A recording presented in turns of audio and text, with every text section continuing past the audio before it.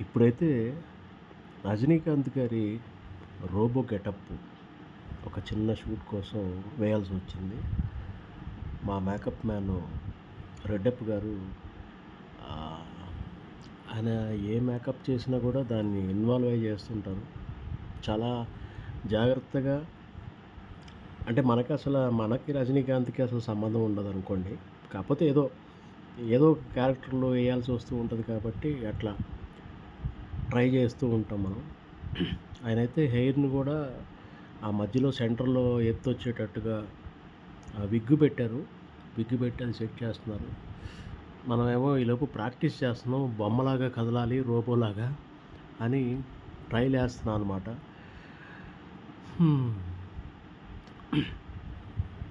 రాదు. ఎప్పుడు చేయలేదు అసలు, రోబో క్యారెక్టర్ ఎప్పుడు చేయలేదు కాబట్టి ఊరకనే ఏదో బిల్డప్‌లు ఇస్తా చేస్తున్నాం. ఆయనైతే హెయిర్‌కి చాలా జాగ్రత్త తీసుకున్నారు. విగ్గుని అట్లా కోంబ్ చేసి సెంటర్‌లో అలా ఎత్తుగా వచ్చేటట్టుగా చేసి సెట్ చేస్తున్నారనమాట.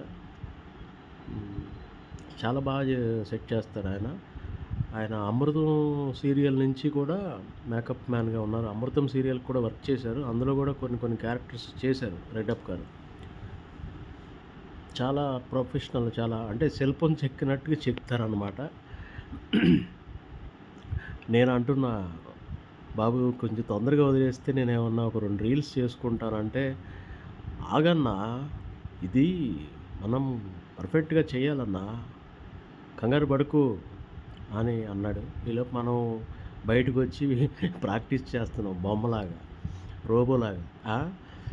రోబో చెప్పులేసుకుంటదా? రోబోకి షూ ఉండాలి. షూ తెప్పించండి అంటే, అవి మళ్ళీ ఎక్కడో బయట ఉన్నాయి వేరే చోట అని.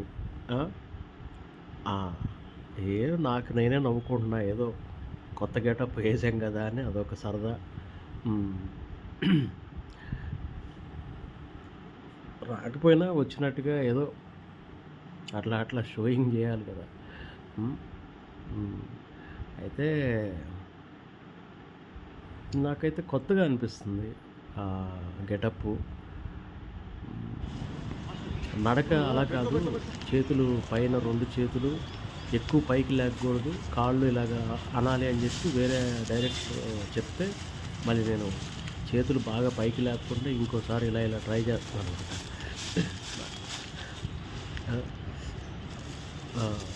అట్లా పైదాకా లేవద్దు, చెయ్యి అక్కడక్కడే ఆడాలి, కాళ్ళు కూడా అక్కడక్కడే ఆడాలి అంటే అది ఇదే ప్రాక్టీస్లో ఉన్నా అనమాట. మొత్తానికి ఏదో రోబో గెటప్ వేసి అడాప్ట్ చేసే నాకైతే చాలా కొత్తగా అనిపించింది. డైలాగ్ కూడా చెప్పాలి. అయ్యా నమస్కారం, నా పేరు రోబో చిట్టి 2.0.